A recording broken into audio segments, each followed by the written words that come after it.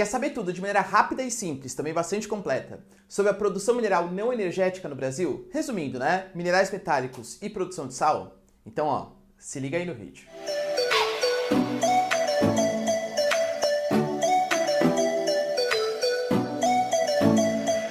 Fala galera, beleza? Então tá, ó. Vamos discutir então de maneira bastante rápida e simples, e completa também, a produção mineral não energética no Brasil. Resumindo, né? Minerais metálicos e a produção de sal marinho.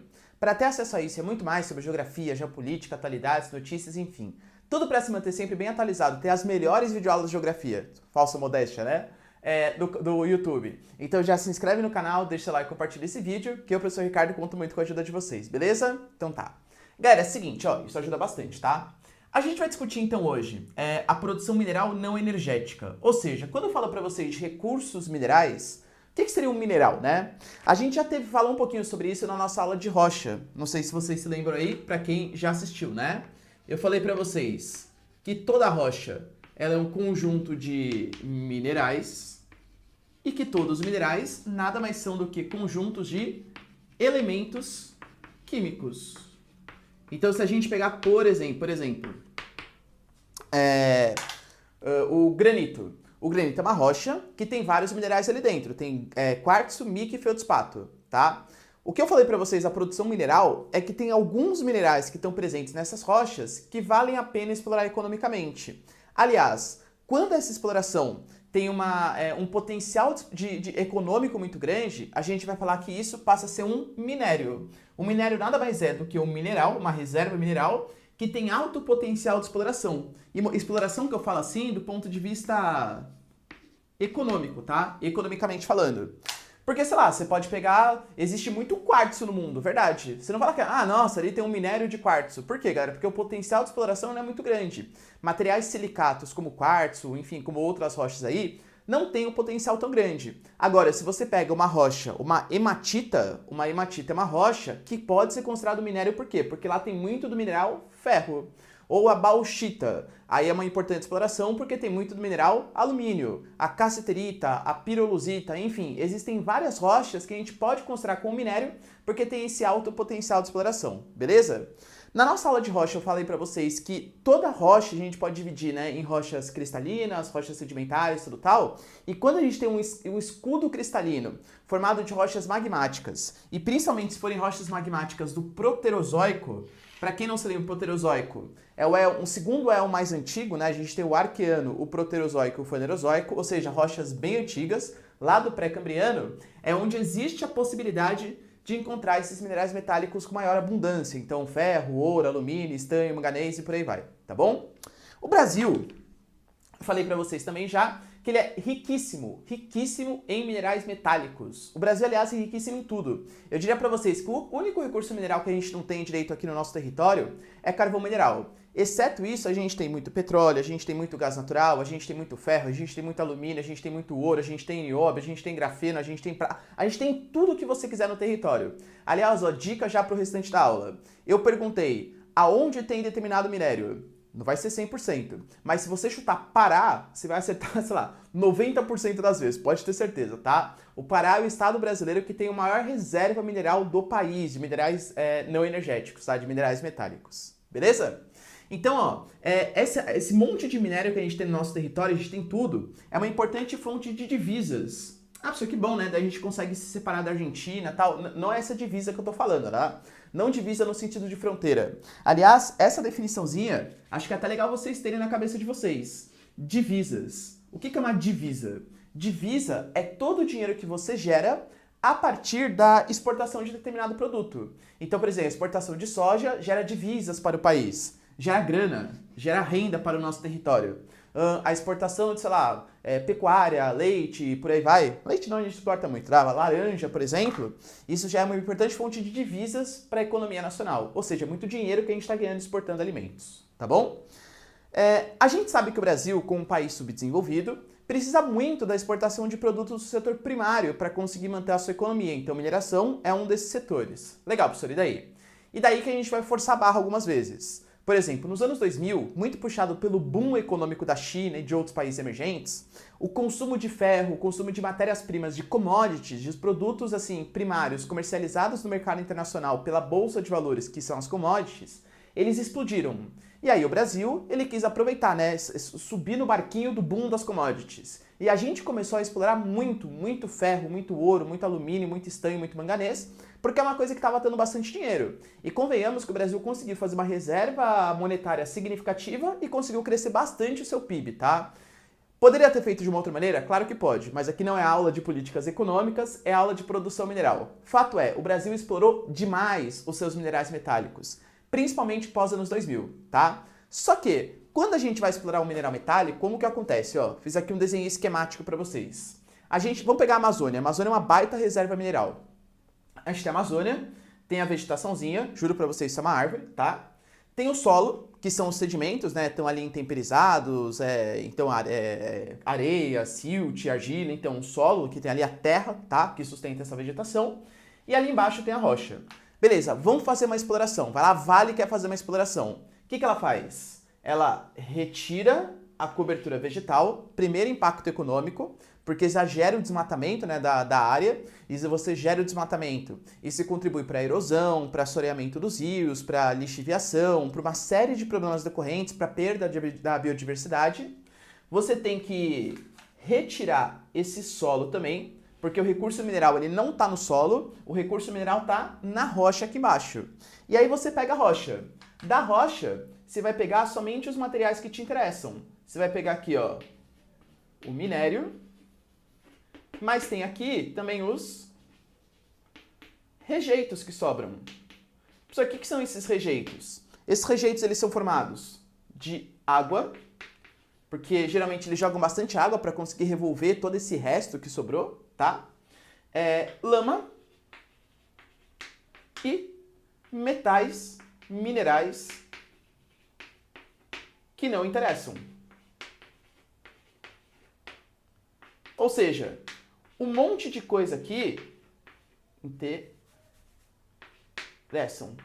Ou seja, um monte de coisa aqui, galera, que nem vale a pena. O que eu faço? Esse rejeito é o nome mais bonitinho que a gente pode falar de lixo. Isso aqui é lixo, tá? É o lixo que sobra da exploração do nosso mineral. Vocês têm que ter essa noção. A exploração mineral gera seríssimos impactos ambientais. Desmatamento, assoreamento, erosão, lixiviação, perda de biodiversidade. E, além de tudo, gera um monte de lixo, gera um monte de rejeitos, lixo, lama tóxica, lama cheia de metais pesados. A grande questão é, o que geralmente a gente faz com essa lama tóxica, com esse monte de mineral pesado, né, esse monte de metal pesado que sobrou? A gente vai guardando em reservatórios, em barragens. Existem vários tipos de barragem que você pode fazer. Infelizmente, aqui no Brasil, a gente costumava fazer, isso já foi abolido, tá, ainda bem, um tipo de barragem chamado de barragem amontante. A barragem amontante, o que você faz? Você pega uma área, você começa a depositar aquela lama tóxica em determinado local.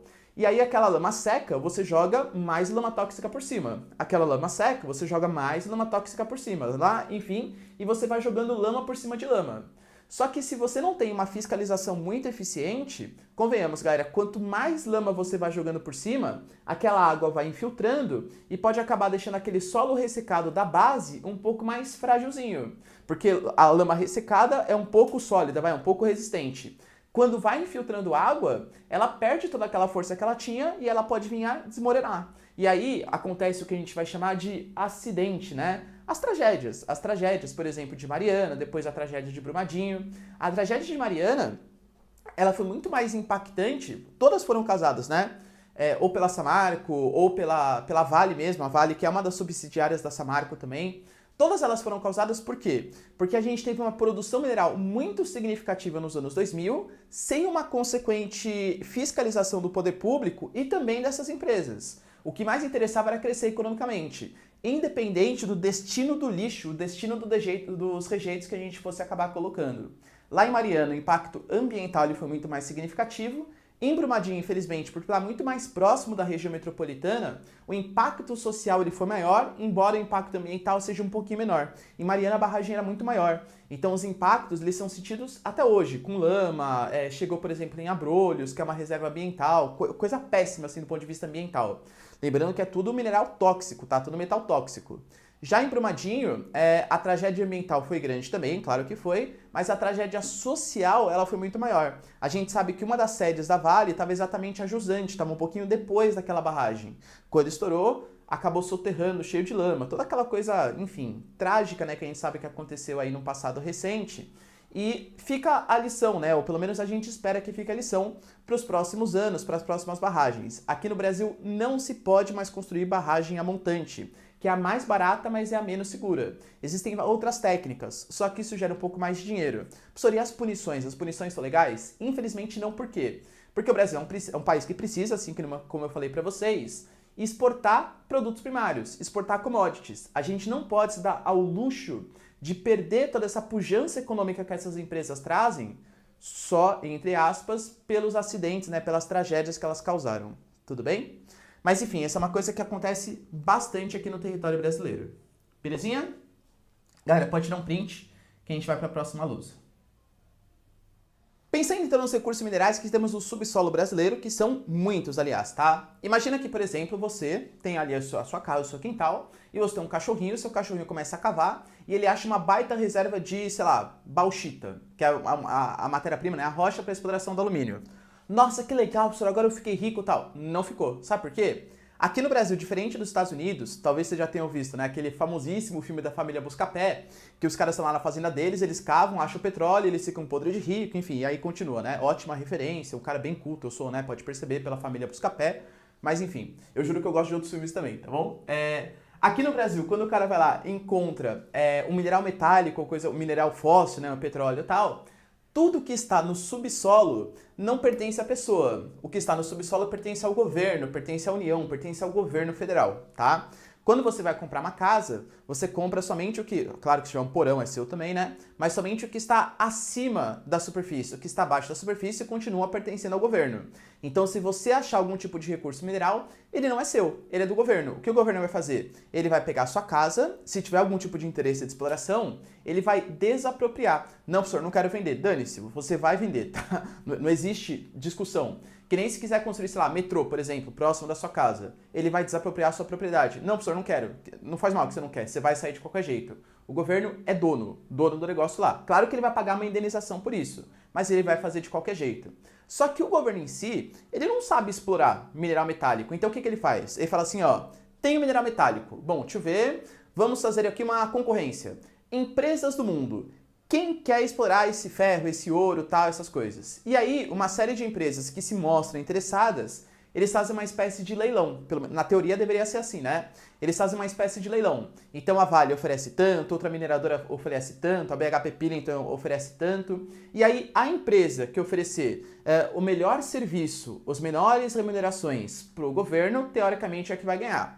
Infelizmente no Brasil a gente sabe, né, que existem relações não muito republicanas, de não necessariamente é o cara que oferece o melhor preço e o melhor serviço. Acaba sendo aquele que oferece o melhor desvio ali de verba, né, os 5%, 10%, em troco de ser escolhido. Isso infelizmente acontece muito no Brasil. Ou então das empresas praticarem um cartel.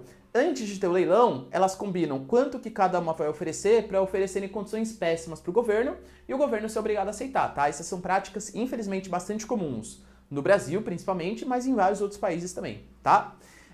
Mas essa exploração, ela pode ser feita. Antigamente era mais feito pelo setor primário. Então, por exemplo, a gente pega Serra Pelada no Pará. Serra Pelada no Pará era uma baita reserva de ouro. Tinha muito ouro lá. O governo brasileiro, né, ele achou aquela reserva lá no Pará. Falou assim, bom, não tenho muito interesse em explorar aqui agora com mineradoras ou coisa que valha. Mineradores, vai lá, procura lá o que vocês acharem, você tem que pagar um imposto pra cima de mim, né, do ouro que vocês acharem e tal, e vocês podem acabar explorando.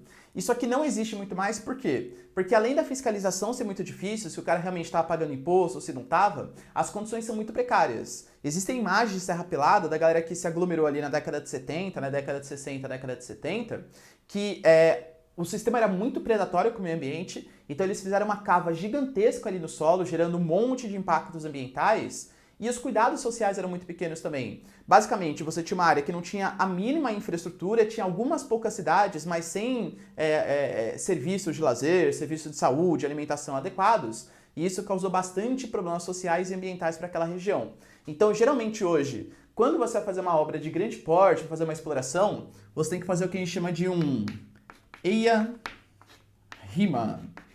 Professor, o que é esse EIA-RIMA? Um estudo de impactos ambientais, ou seja, se aquela exploração de mineral vai gerar muitos impactos, e relatórios de impacto no meio ambiente. Ou seja, depois que a obra já está pronta, será que essa obra está respeitando o que tinha sido acordado, de não gerar tanta poluição, etc? Então, dificilmente hoje é feito pelo setor primário. Geralmente é feito pelo setor secundário, pelas indústrias que produzem. E claro, a companhia Vale, lembrando, galera, que não é mais Vale do Rio Doce, ela foi privatizada na década de 90, pelo menos parte dela foi privatizada, e desde então ela se chama Companhia Vale, somente Companhia Vale, tá bom? É uma baita mineradora. Aliás, eu diria para vocês que o Brasil, ele tem 3 empresas que são referências não nacionais, mas referências mundiais. A Petrobras, a Vale e a Embraer. Todas elas ou privatizadas ou parcialmente privatizadas, pelo menos até o momento. Beleza? Deu para entender, galera, como que faz a exploração? Ou seja, o que tem no subsolo da sua casa não é seu, pertence ao governo, e se o governo quiser, ele pode tirar você ali a qualquer momento. Beleza? Galera, tira um print aqui que a gente vai começar a conversar sobre as reservas minerais que existem no nosso país, belezinha? Tira um print aí. Pensando então agora individualmente entre cada mineral metálico, com certeza absoluta, o que mais chama atenção aqui no Brasil é a produção de ferro, a produção de hematita. Lembra que hematita é a rocha, ferro que você tira, né, extrai dessa rocha aí. Professor, ela é muito importante mesmo? Sim. Aliás, ó, tem que vir como um mantra na cabeça de vocês. O que o Brasil exporta? Produtos primários, de maneira geral, né? Claro que tem alguns manufaturados, mas dos produtos primários: ferro, soja, petróleo. Ferro, soja, petróleo. Ferro, soja, petróleo. Ferro, calma, soja, petróleo. O Brasil exporta muito ferro, soja e petróleo. Você não vai tirar isso da sua cabeça? Ferro, soja e petróleo? Ferro é o carro-chefe da produção mineral brasileira, com toda certeza absoluta, tá bom? Dentre as áreas que a gente explora ferro, 3 são as mais importantes. Não são as únicas, claro, mas são as mais importantes, tá?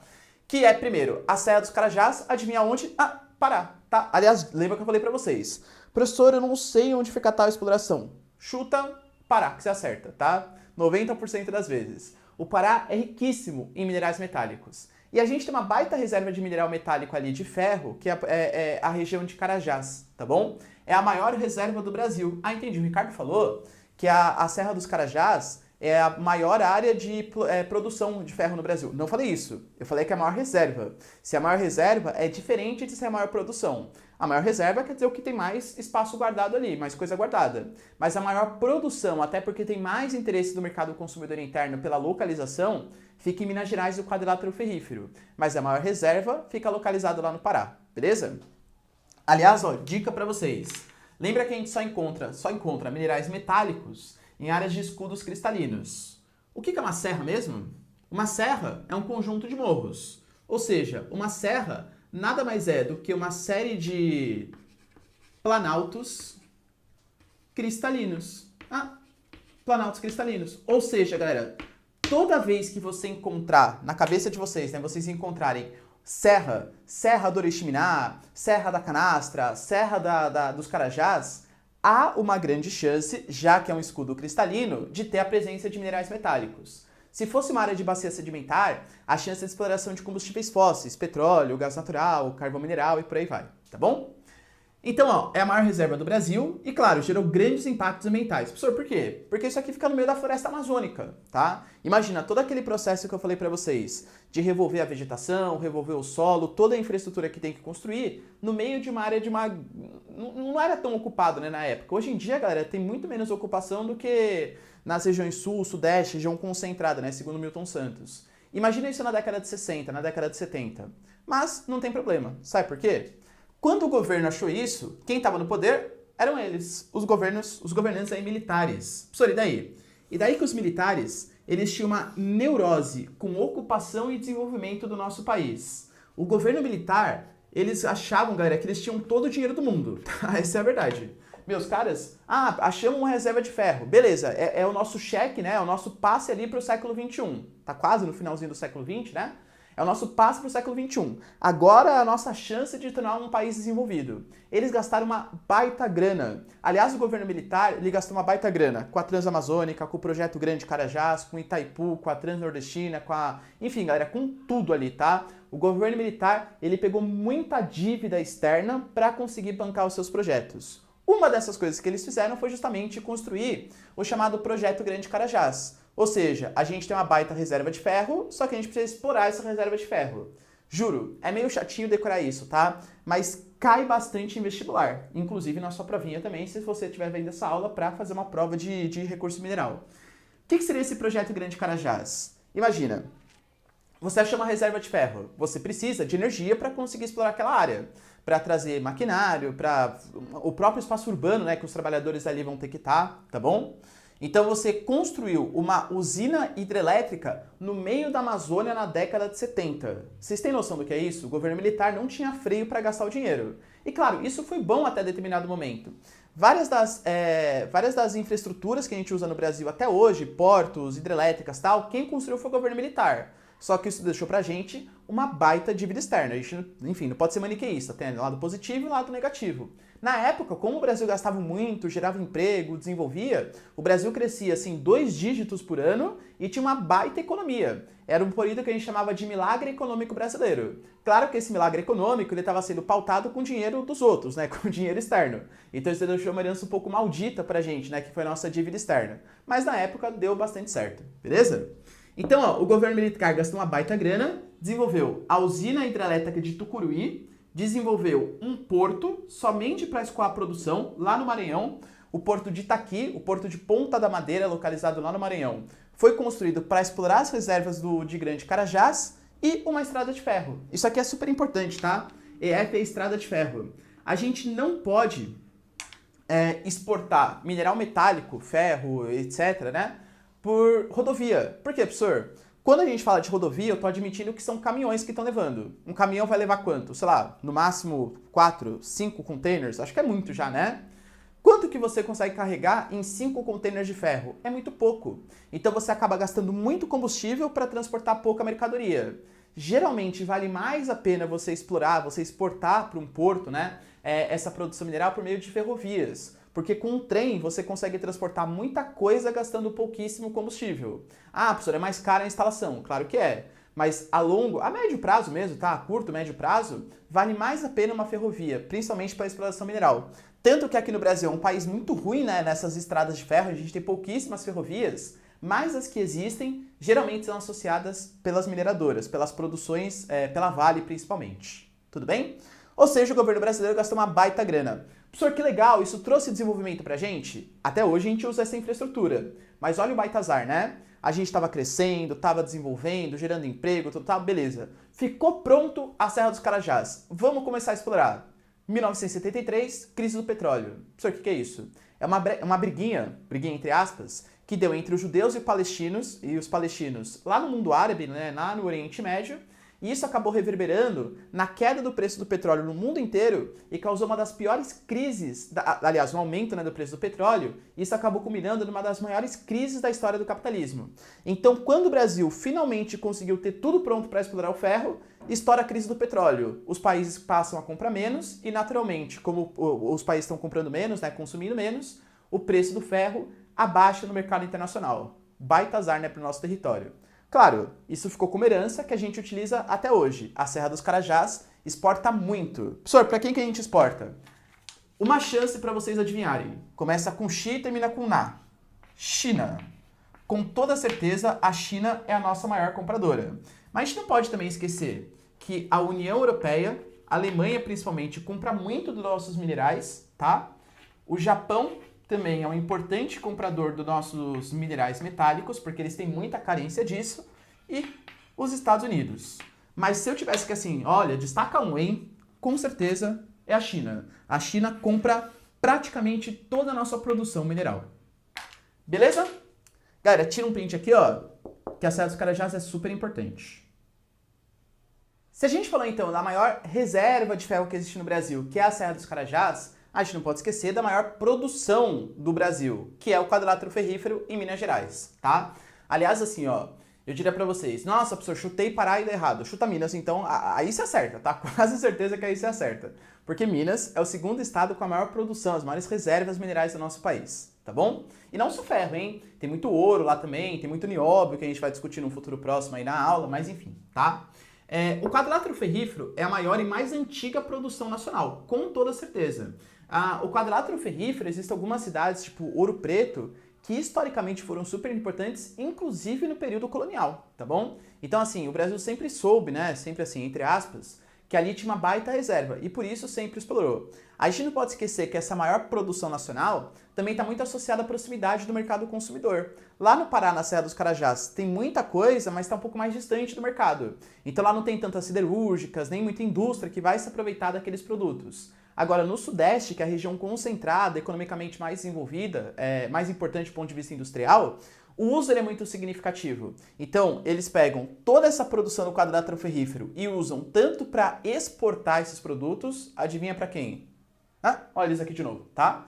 Para a China, mas também utiliza muito para o mercado interno. Pessoal, mas que raios eu vou fazer com ferro? Geralmente o ferro é explorado por uma mineradora, né, a Vale, por exemplo, e a Vale vai lá e vende esse ferro para uma siderúrgica. Por quê? A siderúrgica, uma indústria de base, geralmente o que ela faz? Ela pega o ferro, que a mineradora explorou, ela pega manganês e ela pega carbono, mistura os três e faz uma liga chamada de aço, tá? O aço, sim, muito mais utilizado, né, por aí.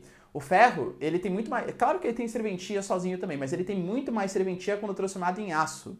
Siderúrgica, galera, é um grande problema para o Brasil, por quê? Porque siderúrgica geralmente utiliza qual fonte, qual matéria-prima como combustível? Carvão mineral. E eu falei para vocês, estou ressaltando aqui de novo, um dos poucos produtos que o Brasil não tem no seu território é carvão mineral de boa qualidade. A gente tem um pouquinho no sul, né? No Vale do Tubarão, no Vale do Jacuí, no Rio Grande do Sul também, mas assim, é pouca coisa. A gente precisa então, a gente tem muita produção de ferro, mas carece um pouco de reserva de carvão mineral para conseguir transformar isso em aço. Mas a gente utiliza, claro. Tem que saber as infraestruturas, tá bom? A gente pega lá de Minas Gerais, pega pela estrada de ferro central do Brasil e vai ligando de Minas até o Rio de Janeiro inicialmente, passando pela Uzi Minas, a Uzi Minas, que é a siderúrgica de Minas Gerais, chega até a CSN, localizada lá em Volta Redonda. A CSN, Companhia Siderúrgica Nacional. Para quem não sabe, a CSN é a maior siderúrgica do nosso país, localizada lá em Volta Redonda, e ela foi dada pelos Estados Unidos para o Getúlio Vargas em troca do apoio brasileiro na Segunda Guerra Mundial. O Getúlio Vargas, para quem não sabe, ele era um baita estadista, um pouquinho ditador, né, a gente sabe, mas era um baita estadista, principalmente depois do Estado Novo, e ele conseguiu fazer um acordo com os Estados Unidos, falou assim, Estados Unidos, seguinte, ó, eu tenho parceria com a Alemanha, eu gosto deles, né, eu gosto um pouco do fascismo, do nazismo e tal, meu doidão, né, tinha aqui o movimento integralista, que também muita gente falava que era o fascismo brasileiro e tal, tem umas certas proximidades ali, beleza. Só que os Estados Unidos queriam uma parceria com a gente também. Eles até fizeram, por exemplo, na época, o desenho do Zé Carioca, para mostrar uma política de boa vizinhança com a gente, né? Claro, galera, o Zé Carioca não ia convencer, por mais que ele fosse amigo do Pato Donald e tal, ele não ia convencer o governo brasileiro a entrar na Segunda Guerra Mundial do lado dos Estados Unidos, do lado dos aliados, e ignorar o eixo, que era muito mais parecido, aliás, politicamente com a gente. O que os Estados Unidos fez então? Ofereceu a CSN pra gente, que até hoje é a maior siderúrgica brasileira. Então a CSN foi conquistada pelo Getúlio Vargas em troca do apoio brasileiro aos norte-americanos na Segunda Guerra Mundial. Tudo bem? E depois, ainda no mercado interno, né? Que saiu do Rio de Janeiro, chega até o litoral de São Paulo, lá em Cubatão, para chegar numa siderúrgica chamada de Cosipa, a Companhia Siderúrgica Paulista. Também super importante. Lembra que o carvão mineral dos combustíveis fósseis ele é o mais poluente. E Cubatão, ele fica bem ali na encosta da Serra do Mar, da escarpa, né, da Serra do Mar. E aí o que acontece? Não tinha muito para onde escapar aquela poluição. A quantidade de poluentes emitidos pelo carvão mineral, que é o combustível fóssil mais poluente, era tão grande que ali começou a ser uma região de ocorrência de chuva ácida. Isso prejudicou a vegetação de encosta, isso prejudicou a população que vivia lá, claro, assim, já foi a cidade mais poluída do mundo. Claro que hoje não é mais, tá? A gente conseguiu dar um trato ali, colocar filtros, tecnologias para evitar essa poluição, mas ainda hoje o litoral paulista, principalmente a região da Baixada Santista, né, Cubatão, é extremamente poluído também pela indústria de base que ali existe, a Cosipa, tá bom? Só que se a gente decide não exportar, não colocar no mercado interno para nossas siderúrgicas, a gente exporta o produto, para eles chineses principalmente, mas também para a União Europeia, para o Japão, para os Estados Unidos, tá? Por onde que vai isso aí? Sai do quadrilátero ferrífero e vai, que tem as cidades, né, Congonhas do Campo, Mariana, etc., sai de lá e vai até o Porto de Tubarão. Galera, por favor, ó, não confundam o Porto de Tubarão com o Vale do Tubarão. Você pode deixar que eu não vou confundir, porque eu não sei que é nenhum dos dois, né, então não vou confundir. Galera, vamos lá, ó.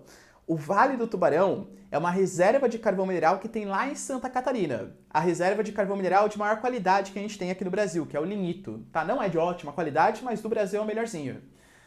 Já o Porto de Tubarão fica localizado lá no Espírito Santo, em Vitória, no Espírito Santo, e é utilizado para exportar a produção de minerais metálicos do quadrilátero ferrífero. Beleza? Então não confundam, ó.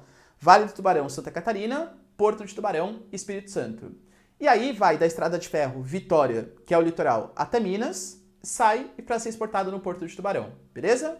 Então, ao mercado interno, Estrada de Ferro Central do Brasil para as nossas 3 siderúrgicas mais importantes. Para o mercado externo, a Estrada de Ferro Vitória Minas leva até o Porto de Tubarão para ser escoado principalmente para a China, tá bom?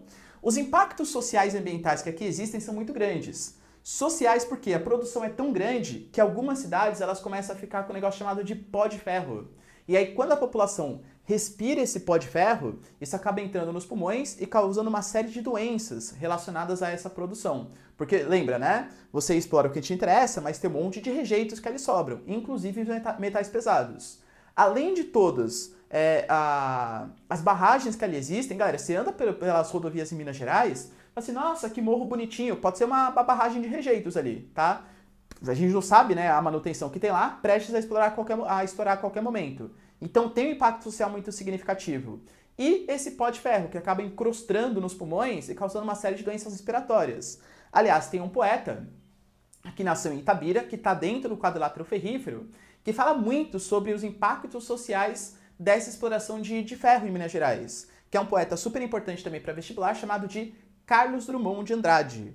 Como a gente sabe que as provinhas, os vestibulares, eles gostam de misturar, né, várias matérias, português e tal, fica ligado, se cair alguma coisa relacionada ao Carlos Drummond de Andrade e exploração mineral, você tem que ter a noção que provavelmente ele está falando do quadrilátero ferrífero, uma área super importante de produção aqui no país, tá bom?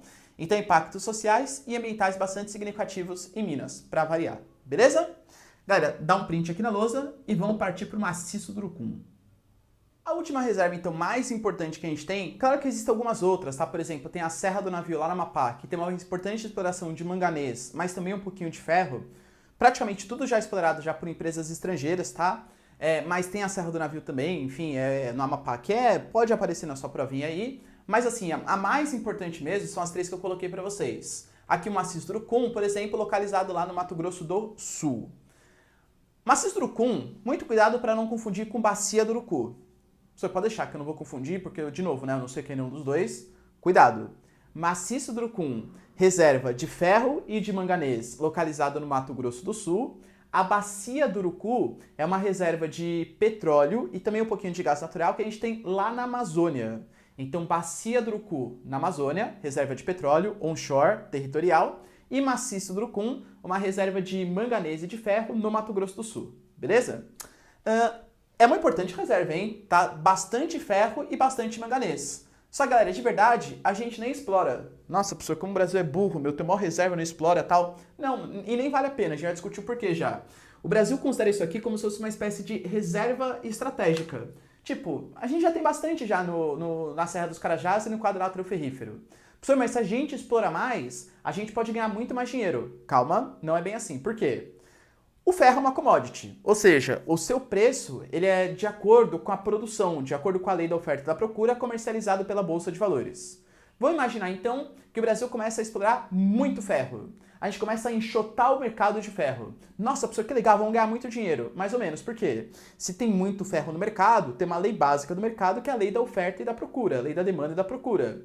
Se a gente tem muito ferro acima do que a capacidade do mercado quer, naturalmente o preço de ferro vai começar a cair. E a gente vai fazer com que a gente vai gastar todas as nossas reservas de ferro para ganhar menos dinheiro. Ou seja, o Brasil deixa ali guardadinho. Um dia a gente vai utilizar, tá? Essa é a ideia. Pessoal, mas por quê? Convenhamos, galera, o Mato Grosso do Sul, claro que hoje está muito mais integrado, tem o turismo bonito, no Pantanal, tudo tal. Mas não é uma área tão integrada economicamente. Se a gente tivesse que fazer a exploração do manganês e do ferro que ali existem, precisaria de uma fonte de energia ali próximo para abastecer, uma estrada de ferro, um porto para fazer o escoamento, ou se quisesse utilizar o mercado interno, siderúrgicas, coisa que não vale a pena fazer economicamente, pelo menos não no momento. Então, é uma reserva estratégica. A gente sabe que tem, um dia a gente utiliza.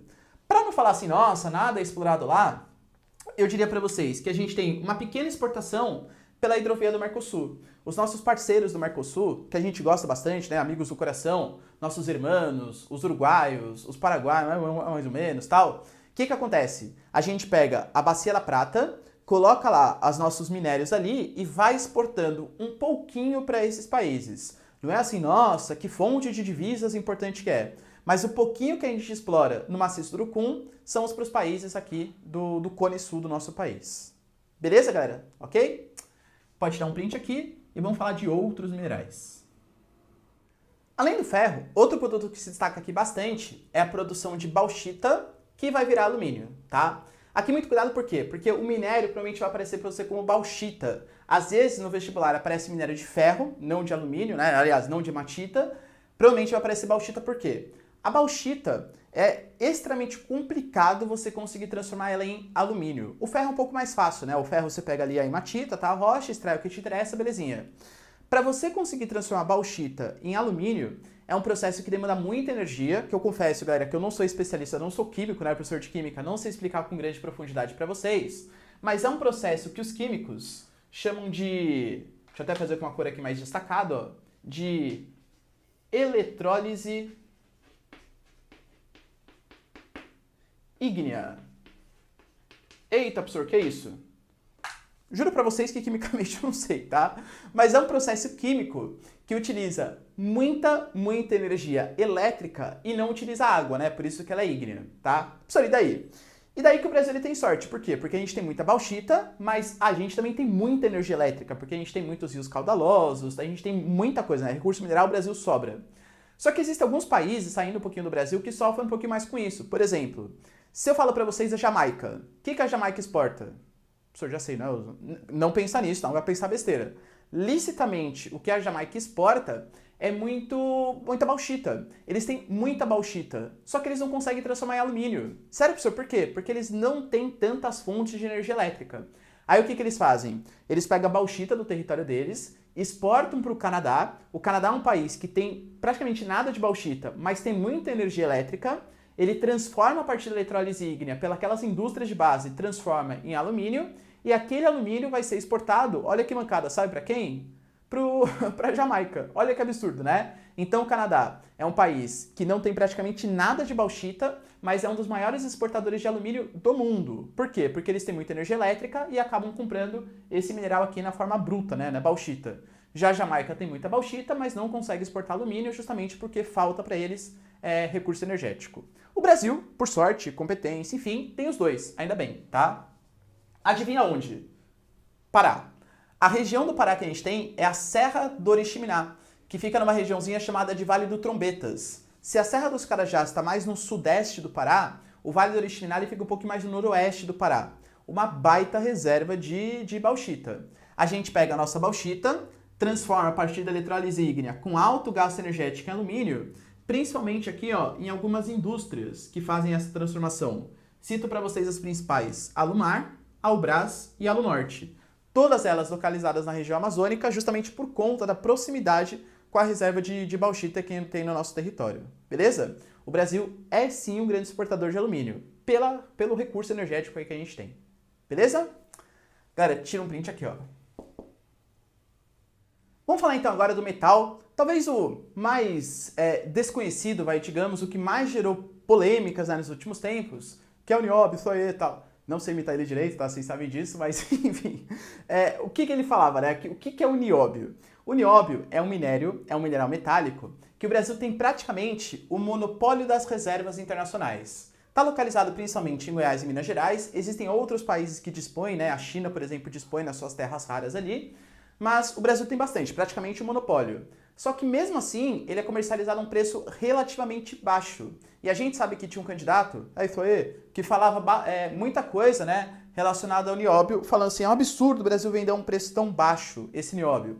Por quê? O nióbio ele é muito utilizado principalmente em indústrias de ponta, indústrias de altíssima tecnologia. Por exemplo, indústria aeroespacial precisa de um mineral bastante resistente, tá, que consiga suportar ali todas as particularidades, né, de coisas do espaço e tal. E o nióbio é um desses minerais. Ou seja, o Brasil, por ter esse monopólio, lei da oferta e da procura, convenhamos, só a gente oferta a coisa, a gente pode vender o preço que a gente quiser.